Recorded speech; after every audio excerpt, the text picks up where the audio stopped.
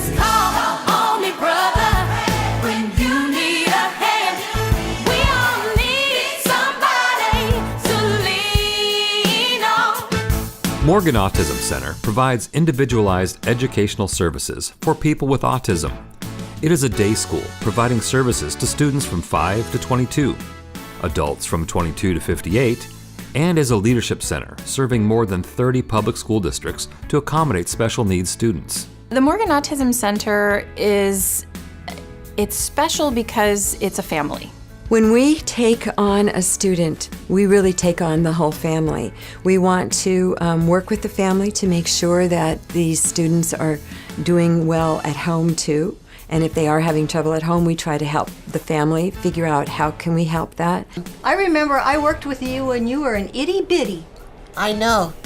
You were like friends of the family, you really were. I know my son is extremely disabled, but they love and accept him here like I do, like for what he is, for who he is. And they say this is a person who matters, and we're gonna make him be part of our society, be part of his community. Not only do we have a high staff to student ratio, it's basically a one-to-one kind of a program, but it's very supportive and it's a very tight community. So we communicate a lot with the families. When the parents bring their students here, we communicate daily. The programming is really diverse. It's about functional skills for the most part.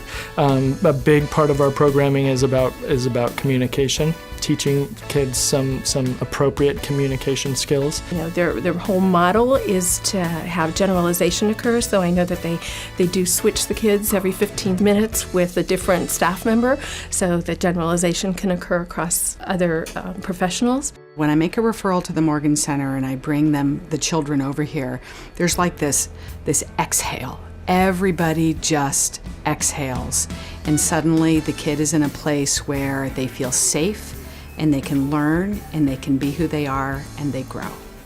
Happy kids will do the best they can. So many of the students coming into us have had some pretty unhappy experiences, and our first task is to make school fun again.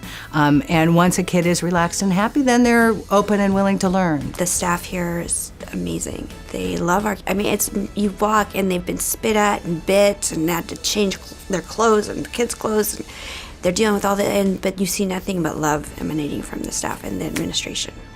Staff is highly trained, they're motivated, they're caring individuals. They kind of can tweak what they do with the children.